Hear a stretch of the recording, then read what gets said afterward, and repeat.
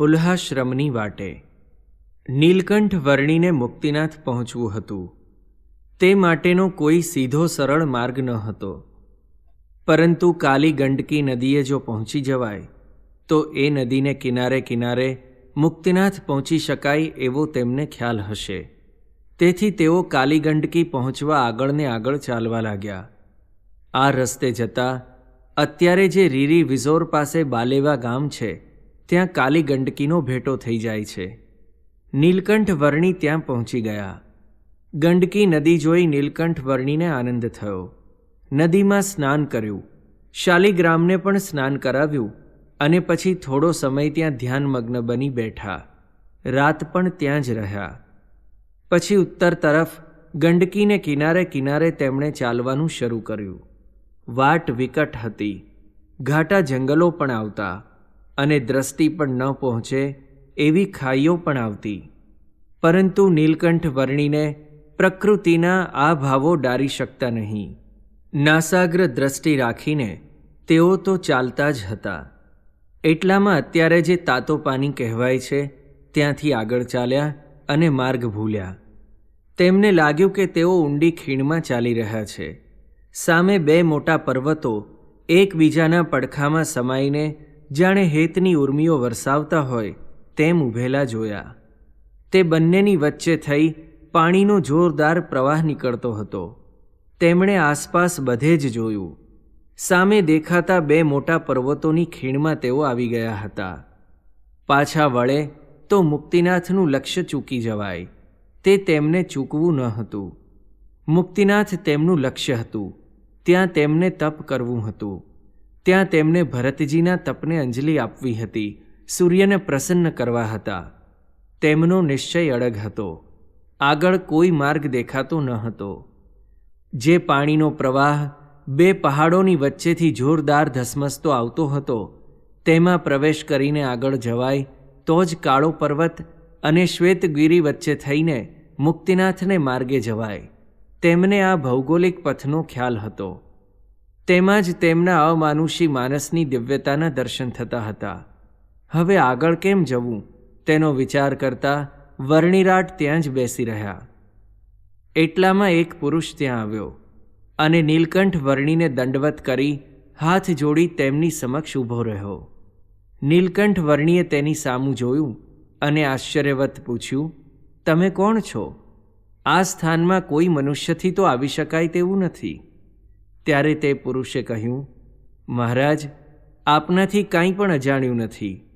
મનુષ્ય દેહ ધારણ કરી આપે નરનાટ્ય આદર્યું છે એટલે પૂછો છો. હું હિમાલય આજે મૂર્ત સ્વરૂપે આપના દર્શન અને સેવા કરવા માટે આવ્યો છું. મારી તપશ્ચર્યાના ફળ રૂપે આપે સાક્ષાત મને દર્શન દીધા, તેથી હું કૃતાર્થ થયો છું. વર્ણિરાટ હિમાલયના મૂર્ત સ્વરૂપની સામે જોઈ રહ્યા. પછી તેમણે કહ્યું, અમારે બ્રહ્માના પુત્ર પુલહે જ્યાં તપ કર્યું છે તે આશ્રમમાં જવું છે. અમને ત્યાં જવાનો માર્ગ તમે બતાવો. હિમગીરીએ તરત જ કહ્યું, મહારાજ, આ બંને પર્વત વચ્ચેથી જે પ્રવાહ આવે છે તેમાં થઈને જ એ માર્ગે આગળ જવાશે. પરંતુ એ માર્ગ વિકટ છે. તેમાં ઝેરી સર્પો, કરચલા, કાચબા અને માછલીઓ છે. વળી કિનારે કિનારે મગરો પણ મીટ માંડીને બેઠા જ હોય છે. માટે આપ એ રસ્તે ન જશો. નીલકંઠ વર્ણીએ શાંતિથી આ સાંભળ્યું. તેમણે તરત જ કહ્યું, જીવ જંતુઓની તો અમને બીક નથી. અમારે તો પુલહાશ્રમ પહોંચવાનું લક્ષ્ય છે. હિમગીરીએ એક નિશ્વાસ નાખ્યો. હિમગીરીના ઠંડા શરીરમાંથી પણ આ ઊનો શ્વાસ નીકળતો જોઈ નીલકંઠ વર્ણીએ પૂછ્યું, કેમ નિશ્વાસ નાખ્યો? પ્રભુ, આપ અકારણ આવું કષ્ટ ફક્ત જીવોના કલ્યાણ માટે વેઠો છો, પરંતુ પૃથ્વીના જીવો આપનો આ ઉદ્દેશ નહીં સમજી શકે, આપને નહીં ઓળખી શકે. આગળના સર્વ અવતારોને પણ કોઈએ ઓળખ્યા ન હતા, હિમગીરીએ કહ્યું. હિમગીરીની આ ઊની વરાળનું કારણ નીલકંઠ વર્ણી સમજી ગયા. તેમણે તરત જ કહ્યું, તમે નિશ્ચિંત રહો. આગળ જે અવતારો આવ્યા હતા તેમની પાસે જીવનું કારણ શરીર ભેદવાનું સાધન નહોતું. હું મારા અનાદિ અક્ષરધામને સાથે લઈને જ પ્રગટ થયો છું. તે અક્ષર બ્રહ્મ જીવોના કારણ શરીરને ભેદી નાખશે અને મારા પરમ સત્ય સ્વરૂપની મુમુક્ષુ જીવોને ઓળખાણ કરાવશે. જાણે અજાણે પણ જે જીવો અમારા સંબંધમાં આવશે તે આત્યંતિક કલ્યાણના અધિકારી બની જ જશે. હિમગીરીને આ નવીન વાત સાંભળી આશ્ચર્ય થયું. હિમગીરીને વિચાર કરતા કરી દઈ નીલકંઠ વર્ણીએ તરત જ ઊંડા ઝરણામાં ઝંપલાવ્યું. તે વખતે દેવોમાં હાહાકાર મચી ગયો. સર્વત્ર જાણે ભયંકર ઉલ્કાપાત થઈ ગયો હોય તેવી આંધી ઉપડી. નીલકંઠ વર્ણીના સ્પર્શ માત્રથી જળચરો સમાધિસ્થ થઈ ગયા. નીલકંઠ વર્ણીને તો આનંદ હતો. સામા પ્રવાહમાં ધીરે ધીરે ડગ ભરતા નીલકંઠ વર્ણી તે ઝરણામાં આખી રાત ચાલ્યા અને પ્રાતઃ સમયે તે ગુફાની બહાર નીકળ્યા. ત્યાં તેમણે જળનો એક મોટો નદ જોયો. તેનું પાણી જોશભેર આ ગુફા દ્વારા વહેતું હતું. એ નદમાં પણ અનેક જીવજંતુ તેમણે જોયા. અહીં પોતે સ્નાન કરી વિષ્ણુ સહસ્ત્રનો પાઠ કર્યો. 3 દિવસથી પોતાને કાંઈ ફળ ફૂલ મળ્યા ન હતા, છતાં તેનો તેમને સંતાપ નહોતો. અચળ ધીરજ ધારીને પોતાનું અવિરત વિચરણ પોતે કરે જ જતા હતા. નદીને કાંઠે કેળાની વાડી હતી. તેમાંથી કેળાની કેટલીક લૂમો વાયુના વેગથી નીચે ખરી પડી હતી. તે લઈને તેમાંથી થોડા કેળા બાલમુકુંદને નૈવેદ્ય ધરાવી પોતે જમ્યા. એ સમયે 500 નાગા વૈરાગીઓની એક જમાત ત્યાં આવી. તેમના ગુરુ આગળ હતા. ત્યાં નીલકંઠ વર્ણીને ઝરણા પાસે બેઠેલા તેમણે જોયા. તેમની દિવ્ય પ્રતિભાથી આકર્ષાઈ તેમના ગુરુ નીલકંઠ વર્ણી પાસે આવ્યા અને તેમને નમસ્કાર કર્યા. તેમના શિષ્યોએ પણ નીલકંઠ વર્ણીને નમસ્કાર કર્યા. પછી નીલકંઠ વર્ણી પાસે સૌ આવીને બેઠા. એટલે નીલકંઠ વર્ણીએ તેમને પૂછ્યું, આપ સૌ કોણ છો અને શા હેતુથી અરણ્યમાં ફરો છો? આ સાંભળી મુખ્ય શિષ્ય કહ્યું, આ અમારા ગુરુ છે. તેમણે હઠયોગની સાધના કરી છે. દૂરદર્શન, દૂરશ્રવણ વગેરે સિદ્ધિઓ તેમને વરેલી છે. અમને સૌને તે હઠયોગ શીખવાડે છે. એટલું કહીને તેણે નીલકંઠ વર્ણી સામું જોયું. પરંતુ નીલકંઠ વર્ણી ઉપર તેમના શબ્દોની કાંઈ અસર થઈ નહીં. તેથી તેણે ગુરુનો વિશેષ પ્રભાવ જણાવતા કહ્યું, આ પ્રદેશના રાજા અમારા આ ગુરુના શિષ્ય છે. તેમને પણ અમારા ગુરુની કૃપાથી દૂરદર્શન, દૂરશ્રવણની સિદ્ધિ સુલભ થઈ છે. એટલે ગુરુએ તરત જ કહ્યું, તમે તો અંતર્યામી છો, છતાં પૂછો છો એટલે કહું છું કે હિમગીરીની તળેટીનો આ પ્રદેશ એ પુણ્યભૂમિ છે. યોગભ્રષ્ટ આત્માઓ જ અહીં જન્મ લે છે. અહીં કોઈ મનુષ્ય આવી શકતું નથી. અર્જુન અહીં આવ્યા હતા તે પણ શ્રીકૃષ્ણની કૃપાથી જ આવી શક્યા હતા. અમે દુર્વાસાના યોગભ્રષ્ટ શિષ્યો છીએ. તેથી આ પૃથ્વી ઉપર ભ્રમણ કરીએ છીએ. અહીં આપના દર્શન થયા. હવે અમે અક્ષરધામના અધિકારી બનીએ એવો આપ ઉપાય બતાવો. એટલામાં એક પુરુષ ત્યાં આવ્યો. તેની કાંતિ જોઈ નીલકંઠ વર્ણીને લાગ્યું કે આ પ્રદેશનો તે રાજા લાગે છે. છતાં તેમણે તેને પૂછ્યું, આપ કોણ છો? એટલે તરત જ તે ગુરુએ કહ્યું, આ પ્રદેશના એ રાજા છે, અમારા શિષ્ય છે અને મેં તેમને હઠયોગ શીખવાડ્યો છે. તેને પણ દૂરદર્શન અને દૂરશ્રવણ સુલભ બન્યા છે. આપને અહીં આવેલા જાણી તે આપના દર્શન સારું અહીં આવેલ છે. નીલકંઠ વર્ણી આ સાંભળી પ્રસન્ન થયા. તે રાજા નીલકંઠ વર્ણી સમક્ષ આવ્યો. નીલકંઠ વર્ણી તે વખતે પદ્માસન વાળીને બેઠા હતા. રાજાએ તેમને નમસ્કાર કર્યા અને તેમનો ચરણ સ્પર્શ કરતા બંને ચરણોમાં 16 ચિહ્નો જોયા. રાજાને થયું કે આ સાક્ષાત હરિ છે. નીલકંઠ વર્ણીની મૂર્તિને નખ શીખતે નિહાળી રહ્યો. છાતીમાં શ્રીવત્સનું ચિહ્ન જોયું.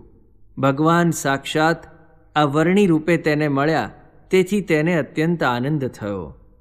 તેણે નીલકંઠ મહાપ્રભુને વિનંતી કરતાં કહ્યું, મહારાજ, આપ મારા નગરમાં પધારો અને અમને સૌને પાવન કરો. એટલે નીલકંઠ વર્ણીએ કહ્યું, અમારે તો હજી ઘણા કામ કરવાના છે. જો હું દરેકનો ભાવ જોઈ તેમના નગરમાં આવાસોમાં જાઉં તો પછી મારે કરવાના કામ પૂરા ન થાય. માટે તમને જે ભાવ મારામાં થયો છે તે ભાવથી આ મૂર્તિ સંભાળજો, તમારું કલ્યાણ થશે. એમ કહી નીલકંઠ વર્ણી ઉઠ્યા. એટલે વૈરાગીઓના ગુરુએ તેમનો હાથ પકડ્યો અને સ્તુતિ કરતાં કહ્યું, મહારાજ, અમને અક્ષરધામની પ્રાપ્તિનું સાધન બતાવ્યા વિના ક્યાં ચાલ્યા? નીલકંઠ વર્ણી હસ્યા અને પછી તરત જ નીચે બેસી ગયા. તેમણે કહ્યું, જુઓ, તમે હઠયોગ સિદ્ધ કર્યો છે, પણ એ મુમુક્ષુઓ માટેનો માર્ગ નથી. તેમાં તેની સિદ્ધિનો ગર્વ આવી જાય છે. પ્રાણ રૂંધ્યા વિના પ્રેમાતુર થઈને જો તમે શ્રીહરિની મૂર્તિનું ધ્યાન ધરો તો તત્ક્ષણ સમાધિમાં શ્રીહરિની મૂર્તિ દેખો. એ ભક્તિયોગનો માર્ગ છે અને એ ઉત્તમ માર્ગ છે. એટલું કહીને નીલકંઠ વર્ણીએ પાસેના નદમાંથી પાણી મગાવ્યું અને સર્વના ઉપર અંજલિ છાંટીને સૌને ભાગવતી દીક્ષા આપી. પછી કહ્યું, જો વસ્ત્ર ન મળે તો વલ્કલ પહેરજો, મૃગચર્મ ધારણ કરજો, પરંતુ દિગંબર તો રહેશો જ નહીં. આ ભાગવતી દીક્ષા મેં તમને આજે આપી છે, તો હવે અમારી મૂર્તિનું ધ્યાન ધરજો. થોડા સમયમાં તમારા સૌના દેહ પડી જશે. પછી સત્સંગમાં જન્મ પામશો, કોઈ ગૃહસ્થને ત્યાં તો કોઈ ત્યાગી તરીકે. પછી મારા સંબંધનું સંપૂર્ણ સુખ લઈને તમો અક્ષરધામના અધિકારી થશો. વર્ણીની આ વાત સાંભળી તે રાજા અને 500 વૈરાગીઓ અતિ પ્રસન્ન થયા. શ્રી હરિની કૃપાથી અને સાક્ષાત સંબંધથી પોતાના મોક્ષનો ઉપાય સરળ થયો, તેથી સૌ કૃતકૃત્ય થઈ ગયા. 5 દિવસ રહીને પછી ત્યાંથી ચાલ્યા અને ઘાટા જંગલમાં વર્ણીન્દ્ર ભગવાન ક્યાં અદૃશ્ય થઈ ગયા તે કોઈને સમજાયું નહીં. તે મૂર્તિને લક્ષ્યમાં રાખી ઉરમાં તે મૂર્તિ ધારી વૈરાગી બાવાઓની જમાત ત્યાંથી રાજા સાથે ચાલવા લાગી. નીલકંઠ વર્ણી આગળ ચાલ્યા. ચાલતા ચાલતા તેવી જ એક ઊંચી ભેખડ ઉપર આવી ગયા. નીચે જ કાલી ગંડકી વહેતી તેમણે જોઈ, પણ તેમનો માર્ગ એ ગંડકીને કિનારે પૂર્વ તરફ હતો. એટલે તે ભેખડ ઉપરથી જ તેમને તે ગંડકી નદીમાં ઉતરવું રહ્યું. અહીં નદીનો પ્રવાહ જોરદાર હતો. ઊંચી ભેખડ ઉપરથી નદીનું ઊંડાણ અને નદીનો જોરદાર પ્રવાહ જોઈ તેમાં પડવાની કોઈની હિંમત ચાલે તેમ ન હતી. પરંતુ વર્ણીન્દ્ર ભગવાનને તો કાંઈ વિચારવાનું જ ન હતું. પ્રકૃતિના તાંડવ તેમને નાથવા હતા, એટલે ધીરે રહીને તે નીચે ઉતરવા લાગ્યા. નદીનો પ્રવાહ થોડો નીચે રહ્યો અને તેમણે તેમાં પડતું મૂક્યું. નદીના જોરદાર વહેતા સામા પ્રવાહને વીંધીને નીલકંઠ વર્ણી આગળ ચાલ્યા. કાલી ગંડકીના કિનારે પૂર્વ તરફ આવી ગયા. અહીંથી તેમને પૂર્વ તરફ નીલગિરી કાળો પર્વત, ઊંચાઈ 23,698 ફૂટ, અને ધવલગિરી ધોળો પહાડ, ઊંચાઈ 26,811 ફૂટ દેખાયા. અત્યાર સુધી નીલકંઠ વર્ણી તે તળેટીમાં ચાલતા હતા. પછી ચડાણ કર્યું. આખો માર્ગ ચડાણ અને ઉતરાણનો છે. કાગબેની પહોંચ્યા ત્યારે તેમને મુક્તિનાથના દર્શન થયા. દરિયાની સપાટીથી લગભગ 12,500 ફીટ ઊંચું આ સ્થાન છે. હિમાલયના દર્શન અહીંથી સ્પષ્ટ થાય છે. આકાશને આંબતા હિમાલયના ઉત્તુંગ શિખરો જોઈ નીલકંઠ વર્ણીને આનંદ થયો. તપશ્ચર્યા કરતા અનેક ઋષિમુનિઓના આવાસ સમૂહ આ હિમગિરી પોતાની શિખરો રૂપ જટાથી અને શ્વેત સ્વરૂપથી જાણે કે ઋષિવર સમો પુરુષોત્તમના સાનિધ્યને પામવા નિશ્ચલતાથી તપ કરતો હોય તેવો શોભતો હતો. વર્ણીન્દ્ર ભગવાનને આવી અડગતા ગમતી. હિમગિરીની આવી અડગતા અને નિશ્ચલ તપના ભાવથી પ્રસન્ન થઈ તેને આજે પોતે દર્શન દેવા પધાર્યા. હિમગિરીએ આ દિવ્ય દર્શનના આનંદમાં સફેદ પુષ્પરૂપી બરફની ધીમી વૃષ્ટિ કરી નીલકંઠ વર્ણીનું સ્વાગત કર્યું. હિમગિરીમાં વસતા તપસ્વીઓના દર્શન કરવા જાણે પોતે અધીરા બની ગયા હોય તેવી શીઘ્ર ગતિએ નીલકંઠ વર્ણી ચાલવા લાગ્યા. અહીંથી કાલી ગંડકીનો પ્રવાહ ઉત્તર તરફ ચાલ્યો જાય છે. તેને મૂળ ગંડકી કહે છે. મુક્તિનાથ જવાનો માર્ગ પૂર્વ તરફ છે. નીલકંઠ વર્ણી એ માર્ગે આગળ ચાલ્યા.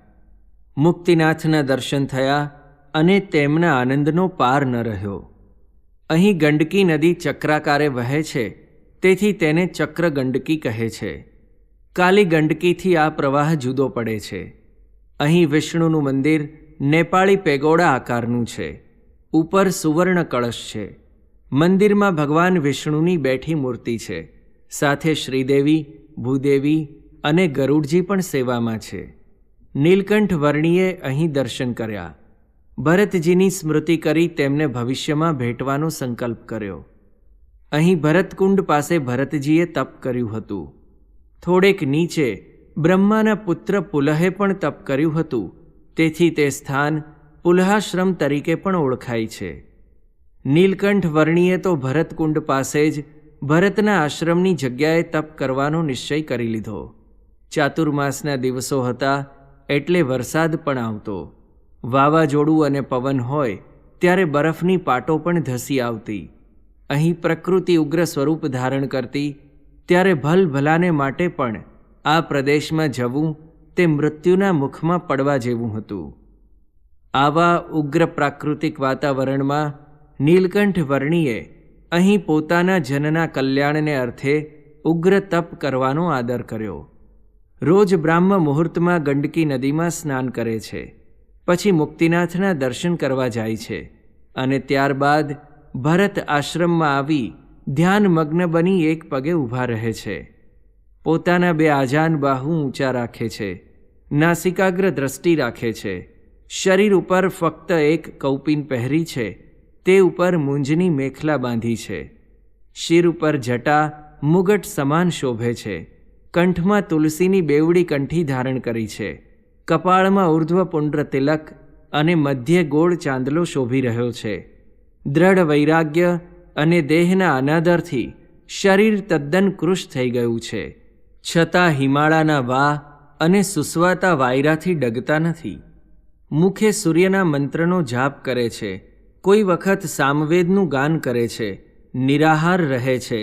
કોઈ વખત ઝાડ ઉપરથી ફળ નીચે પડે તો તે જમે છે, તો કોઈ વખત કેવળ જળ પીને જ રહે છે. તેમના આવા તપથી મહામોટા મુનિઓ તથા દેવોમાં પણ હાહાકાર મચી ગયો. ધર્મપિતા અને ભક્તિમાતા દિવ્ય સ્વરૂપે વર્ણીની અખંડ રક્ષા કરવા આવી ગયા હતા. વર્ણી રાટનો આ રોજનો ક્રમ થઈ ગયો હતો. રાત્રિએ તેઓ વિશ્રામ કરતા નહીં. અપાર શોભાના ધામરૂપ શ્રી નીલકંઠ વર્ણીની આ તપશ્ચર્યા અતિ ઉગ્ર હતી. પોતે તો સ્વયં ભગવાન હતા એટલે કેવળ પોતાના ભક્તોના કલ્યાણને અર્થે જ તેમણે આ તપ આદર્યું હતું. છતાં મનુષ્ય ભાવ બતાવી ભરતજીને આ સ્થાનમાં જ મૃગલીના બાળના સંગથી વિઘ્ન થયું. તેથી પોતે અસંગી રહે છે. પુરંજનને પણ બુદ્ધિરૂપી સ્ત્રીનો સંગ થયો અને વિઘ્ન આવ્યું. એટલે તેમણે બુદ્ધિનો સંગ પણ ત્યજી દીધો છે. નિર્ગુણ, અજ, અવ્યય, સચ્ચિદાનંદ એવા સ્વસ્વરૂપના ધ્યાનમાં મગ્ન છે. તેમનું આવું ઉગ્ર તપ જોઈ ક્વચિત મુક્તિનાથના દર્શન કરવા આવતા આસપાસના જનો કે તે મંદિરના પૂજારીને લાગતું કે આ સ્વામી કાર્તિકેય છે કે ઋભુ ઋષિ છે કે કાયાધવ છે. આવું ઉગ્ર તપ કોઈ વિભૂતિએ પણ કર્યું હોય તેવો પુરાણ કે ઇતિહાસની ગાથામાં કોઈ ઉલ્લેખ હોય તેવું સાંભળ્યું નથી. ચ્યવન કે સૌભરીએ તપ કર્યું, દેહનો ભાવ રહ્યો નહીં, પરંતુ મનની વાસના ક્ષીણ ન થઈ એટલે પરમાત્માના સ્વરૂપમાં તેમની સંપૂર્ણ એકાગ્રતા થઈ હોય તેવું કહેવાય નહીં. તેવી બાહ્ય વૃત્તિથી તેમના તપમાં ડાઘ લાગ્યો. જ્યારે વર્ણી તો સ્વયં પુરુષોત્તમ જ હતા, તેથી તેમને તો જગત પ્રત્યે વૃત્તિ કેવળ જગતના મનુષ્યોનું કલ્યાણ કરવા પૂરતી જ હતી અને એ જ ભાવથી તેમણે સ્વસ્વરૂપમાં લીન થઈ આ તપ કર્યું. તે તેમના તપની વિશિષ્ટતા હતી. સતયુગમાં તપ પ્રધાન હતું. તે સતયુગના નાશ થયેલા ધર્મનું પુનઃસ્થાપન કરવા માટેનો પણ તપઃ પ્રિયઃ એવા નીલકંઠ વર્ણીના આ તપનો હેતુ હતો.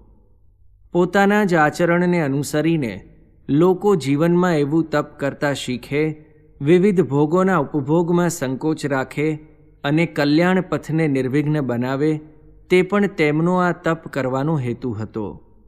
સૂર્યમંડળમાં રહેલા હિરણમય પુરુષ તેમની આ ઉગ્ર સાધનાથી પ્રસન્ન થઈ ગયા. ચાતુર્માસના દિવસો પૂરા થયા. 2.5 માસની તપશ્ચર્યા બાદ આષાઢી સંવત 1850ની પ્રબોધિની એકાદશીની રાત્રિએ વર્ણીએ ગાયત્રી મંત્રના અખંડ જાપથી સૂર્યનારાયણને પ્રસન્ન કરી લીધા. સવારે સૂર્યનારાયણ વર્ણિરાટ સમક્ષ પ્રત્યક્ષ પધાર્યા.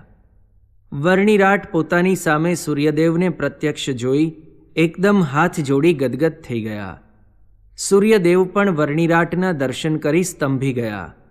તેમને માથે મુગટ હતો, કાનમાં કુંડળ હતા અને પીળું પીતાંબર ધારણ કર્યું હતું. પોતાની સમક્ષ પુરુષોત્તમ નારાયણને આવા કૃશ શરીરે જોઈ પોતાના વૈભવથી સૂર્યદેવ શરમાઈ ગયા. વર્ણિન્દ્ર પ્રભુએ 2 હાથ જોડી સૂર્યનારાયણની સ્તુતિ કરી. માર્તંડ દેવે પણ આ મહાપ્રભુની સ્તુતિ સાંભળી આછું સ્મિત કર્યું અને કહ્યું, પ્રભુ, આપના વડે તો અમારી મોટાઈ છે. આ પ્રકાશનો પુંજ આપની ઉપાસનાના ફળરૂપે મને પ્રાપ્ત થયો છે. છતાં આપ મનુષ્ય ભાવ બતાવી મારી પાસે કયા સુખની અપેક્ષા રાખો છો? વર્ણિન્દ્રે નતમસ્તકે 2 હાથ જોડી પૂર્વવત કહ્યું, કામ, ક્રોધ, લોભ, દંભ, મોહ અને ઇન્દ્રિયો અંતઃકરણ વગેરેથી મારી રક્ષા કરો, જેથી મારું નૈષ્ઠિક બ્રહ્મચર્ય વ્રત અખંડ રહે. મારા ઉપર આપ આટલી કૃપા કરો. પછી જ્યારે હું તમને સંભાળું ત્યારે મને દર્શન દેજો. આ સાંભળી સૂર્યદેવ મૂંઝાયા. તેમને થયું, જેમનું ધામ મૂળ પ્રકૃતિથી પર છે, જે ધામમાં પ્રકૃતિ લીન થઈ જાય છે, તે ધામના અધિપતિ પુરુષોત્તમ નારાયણને પ્રકૃતિનો કયો ભાવ સ્પર્શી શકે? સૂર્યદેવને આમ વિચાર કરતા જોઈ વર્ણિન્દ્ર મહાપ્રભુને આશ્ચર્ય થયું. પરંતુ સૂર્યદેવે તરત જ તેમને કહ્યું, પ્રભુ, હું જાણું છું કે નૈષ્ઠિક બ્રહ્મચર્યનો ઉત્તમ આદર્શ, સાચો ધર્મ આપ સ્થાપવા માગો છો. બ્રહ્મચર્યની સિદ્ધિથી જ બ્રહ્મસ્થિતિ પ્રાપ્ત થઈ શકે. એ વિચાર આપ આચારમાં મૂકવા ધારો છો. આપનામાં તો તમામ કલ્યાણકારી ગુણો નિત્ય સિદ્ધ છે. છતાં આપે જે માગ્યું છે તે યથાર્થ થશે. વર્ણિન્દ્ર મહાપ્રભુએ સૂર્યદેવના આ શબ્દો સાંભળી તેમને ફરી નમસ્કાર કર્યા. તરત જ સૂર્યદેવ અંતર્ધાન થઈ ગયા. કાર્તિક શુક્લની દ્વાદશીએ વર્ણિન્દ્ર મહાપ્રભુએ સતત 2 મહિના અને 20 દિવસના તેમના ઉગ્ર તપની પૂર્ણાહુતિ કરી. હિમાલયમાં તપ કરતા યોગી પુરુષોને પોતાના વપુમાંથી પ્રસરતા દિવ્ય અણુઓના સ્પંદનથી પાવન કર્યા. તેમના સૌના તપની પણ પૂર્ણાહુતિ હવે થશે તેવા મનોમન આશીર્વાદ તેમને આપ્યા.